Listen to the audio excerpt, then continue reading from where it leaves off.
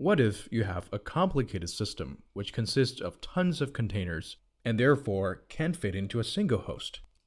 How can you scale Docker for large applications? Here is where Docker Swarm comes in handy. Docker Swarm is a tool that clusters many Docker engines and schedules containers. When you run the container through Docker Swarm, Swarm decides which host to run the container based on your scheduling methods. Let's take a look at how Docker Swarm works. I got some remote hosts in the cloud, and Docker daemons are running on those hosts. The Swarm Manager will be connected each and every Docker daemon based on your discovery method. So now the Swarm Manager knows the status of all the nodes in your cluster. When you decide to run a container, the Swarm Manager decides where the container runs. You just need to point your Docker client to the Swarm Manager instead of each and every Docker daemon. Basically, Docker Swarm can group multiple hosts into a cluster and distribute Docker containers among these hosts. So the workload is divided by the nodes in the swarm, and this is transparent to the end users. In this way, it outsources the manual scheduling workload from the client to the Swarm Manager. It is also possible to point multiple Docker clients to the same Docker Swarm Manager, so that multiple users can share the same Swarm cluster. In this and next lectures, we'll be looking into how to run our Docker app containers on multiple hosts through Docker Swarm. Hello, today we are going to learn how to use a Docker Swarm to launch an nginx web server. Please note that we are going to show the experiment on Linux, but if you want to perform it on Windows, you need to use the git bash terminal. Before we begin with the experiment, make sure if you have Vagrant and VirtualBox installed and configured in your PC. Then, check if you have virtual machine instance running in your system by running the command vagrant global status and confirm that there are no machines running. In this case, there are none, but if you have any machine running, power it off to save your resources. Next, go to the GitHub repository Docker Swarm Vagrant of Sanch Samuel to download the zip file and then decompress it, obtaining the folder Docker Swarm Vagrant master. After that, change to the directory and confirm that you have the same structure presented. Now we're going to take a look at the Vagrant file to understand the architecture of the experiment we are going to perform. Starting by the number of worker nodes, in this report we'll assume that there are only 2, but you can change it in the numWorkers variable to increase the number of nodes that will take part of the swarm cluster. Then make sure that the IPs given to the machines are not in conflict with addresses that you may already be using. If you change the manager IP, make sure that you update the daemon file in the config files directory accordingly, and that whenever you see us doing commands with the manager IP, you replace with your own manager IP. The architecture we will create will consist of a swarm manager node called manager and 2 worker nodes called worker1 and worker2. You can see that the swarm manager node is being declared in the block starting in line 54. Note that for the manager node we are uploading and synchronizing the files folder, which comes with the downloaded zip. We are also uploading the provision manager file into the manager node, which will execute as soon as the machine is booted. This machine is responsible for the installation of Docker and Ansible on the manager node and will add entries to the etc. hosts file of the swarm manager node in order to have name resolution to be used by Ansible for the hosts defined in the inventory file. And also, we are creating the swarm on the fly and saving the token linked to the swarm so that the worker machines can later join it. The worker nodes are being declared in the block starting in line 80. Note that for the worker nodes, we are uploading the provision worker file, which will make it execute as soon as the machines are booted. and make them join the swarm created by the manager node, executing the instruction in line 93. Now, run Vagrant status in the Docker Swarm Vagrant master directory to see that there is a manager, a worker 1 and a worker 2 virtual machines defined but not created yet. To fire them up, introduce the following command: auto start swarm equals true vagrant up. The command will launch the machines into the Vagrant environment, execute the respective provision post-install scripts that will install Docker in all the virtual machines, Ansible into Swarm Manager node, and configure the Swarm environment. In the command output, we can see that first it created the Manager node, and in this node it synchronized the shared folder, that is called files, executed the provision file that installed Docker and Ansible, and in the end of the Manager output, we can also see that an inline script was executed and the swarm was successfully created. Now moving to the worker nodes, at the end of the output of each worker node, we can see that they joined the swarm.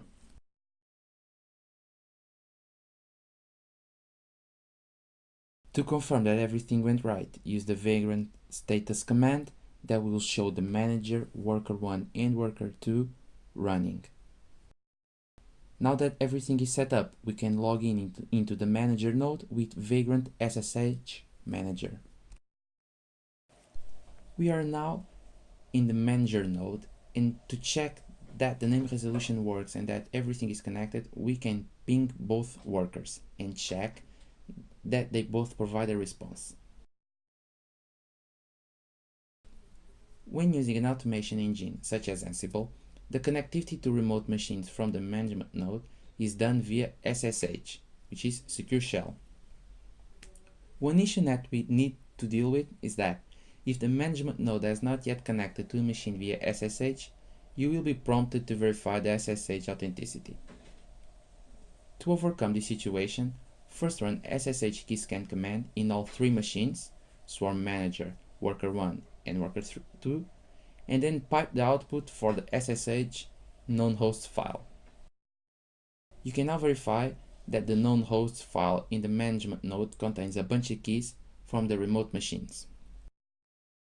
The hosts are now known at the manager node, and Ansible can remotely execute commands. However, there is no SSH trust established. It will always ask for a password when executing remote commands. In order to deploy automated application updates on a frequent basis, we need to establish the SSH trust between the manager node and the other nodes of the infrastructure. We will do that by using Ansible itself via playbook to establish a secure access to the infrastructure node without the need of a password. So we're going to create one key, RSA with the size 2048, with the command that we're going to insert. When requested for a password, hit enter and do not provide a password. We can then check that the RSA public key was created. With the conclusion of the generation of the RSA public key for the Vagrant use, we're going to deploy it to our remote client machines. For that, we'll use the playbook SSH as key, and looking at it, we can see that we have only the host play and the task to deploy an authorized SSH key onto a remote machine, which will allow Ansible to connect without using a password. Now, with the following command, we're going to run the Ansible playbook. The ask pass is used because we still don't have a passwordless login configured in those remote machines. It will be requested for a password and use Vagrant. In the end, the playbook response should say that it changed the three nodes. Let's now run an ad hoc Ansible command targeting all nodes, saying that we want to use the ping module to verify that everything works as expected and without a password. So we run Ansible all ping.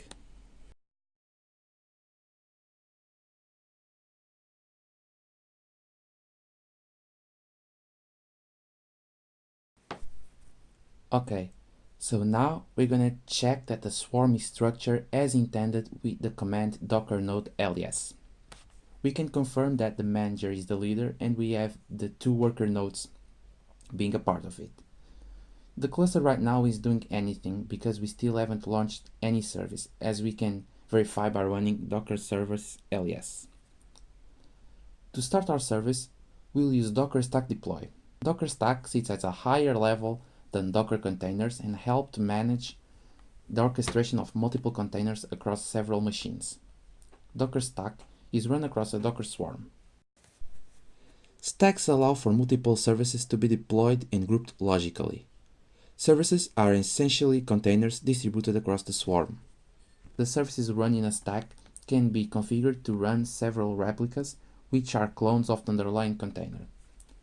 The deployment of many intercommunicating microservices is where Docker stack comes in. The stack is configured using a Docker compose file, which is a YAML file written in the domain-specific language to specify Docker services, containers, and networks.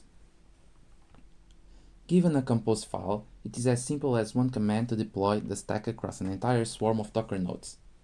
Inside the nginx example directory, there is a file named docker compose YAML. This file is responsible for deploying a service named webserver.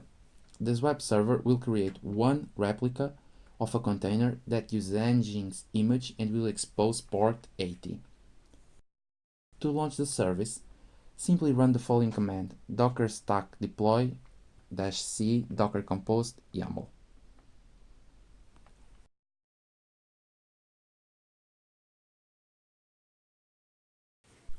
After that, we can check the list of services deployed by running the command docker service ls. We can see it's going to be deployed in one replica, but it's still loading. That's why it shows 0 out of 1. If you wait a couple seconds, it will be loaded and will be shown 1 out of 1. Furthermore, we can use the docker service ps command to list that tasks of one or more services. From the output of the command, we can see that the container was deployed in the manager node. To see it, curl the manager or open a window on your browser and go to the IP of the manager. You should see the default web page of the nginx image that we used for the service. Note that although the container was deployed in the manager node, in our case, if we try to curl or search in the browser the IPs of the workers, which are not running any container, we also get the web page of the service that is running in the master node. Right now, the service is running, but only one container was deployed and we have still 2 spare nodes that have no service running. So we're going to scale up the service, for example, to 4 additional web servers with the command docker service scale nginx sample web server equal 4. After you run the docker service alias, you will see that there are now 4 containers running in the swarm. The new nodes start preparing to run, and after some seconds, they will start to run.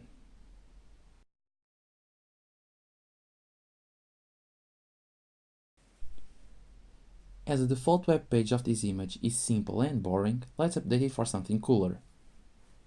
In the nginx example folder, we have a file named custom nginx image.tar, which is a Docker image created by us from the previous nginx image. So let's start by loading our custom image to the manager node by doing docker load less than custom nginx image tar. You should see the new image present in the list of images known by the manager node by running docker images command. We already have the image that we want to use in our rolling update, but before updating the running containers, we first have to share this image amongst the nodes of the swarm, because currently only the manager node has the image. To share the image, we'll use, for simplicity purposes, a local registry. While it's highly recommended to secure a registry using a TLS certificate issued by a known certificate authority, we chose to use a registry over an unencrypted HTTP connection because we know we are in an isolated testing environment, so it's safe. To configure Docker to entirely disregard security for the registry, we have to edit the daemon JSON file in all the nodes. We will use an Ansible playbook to copy-replace our file to the nodes of the swarm. There is a file named update docker config YAML inside the files folder that does exactly that. Because we will change Docker configurations, we also have a handler that will restart the Docker service in all the swarm's nodes. Run the playbook with the following command: Ansible playbook update docker config YAML.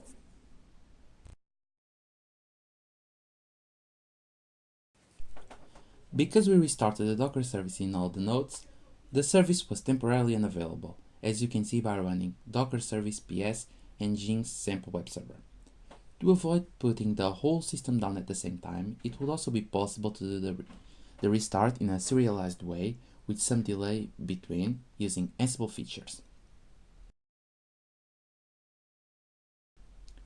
Now that all the nodes are disregarding security for the registry, we'll create a local registry by running the following command: docker run -d-p 5000 5000 --restart equals always --name registry 2. After pressing enter, Docker downloads the registry image from Docker Hub Online repository and creates a container running it, providing an easy way to store and distribute Docker images through the swarm.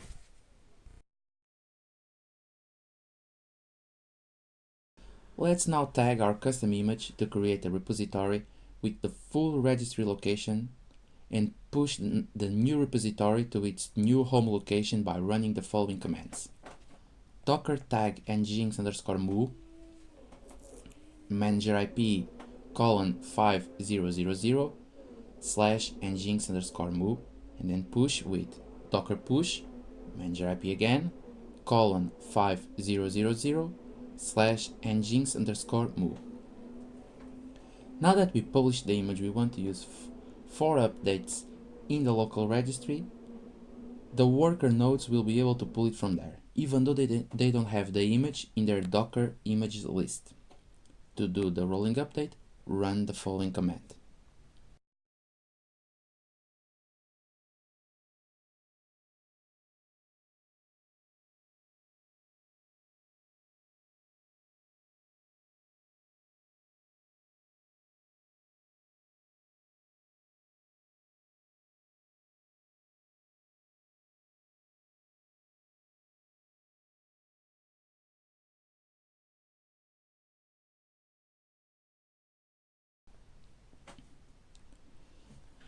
the mount add flag in the command is simply copying the etc hostname file to each container that is updated. When completed, you can run docker service ls and see that the image running in all the replicas is the one we just updated. You can also run docker service ps and nginx sample web server to see that the machine shut down the old image and are now running the new ones. Note also that the error that appears is from the part where we updated the configurations and the machines were restarted.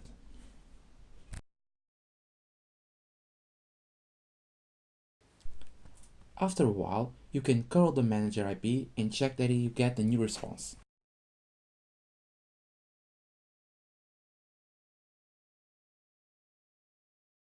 Then, go to your browser and search for the manager IP so that you can see the new page reflecting the usage of this new image. Also, notice that when refreshing the page several times using Shift plus F5, you see that different nodes are attending the requests. This is the load balancing of Docker Swarm in action, which uses the Raft consensus algorithm to distribute the load across the Swarm containers. Note, Shift plus F5 is used to refresh ignoring browser cache.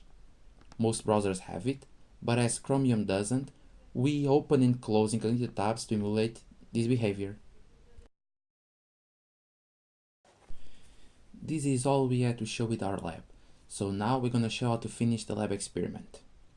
First, we're going to remove the service with the command docker service rm nginx sample web server. Then you can run docker service ls to see that there are no services running. Now that there are no services running, we can log out from the manager node and stop the machines with Vagrant halt. In order to confirm that they are indeed stopped, you can run Vagrant status and confirm that the status of the machines is powered off. If you won't use it anymore, you can destroy these machines. Bye.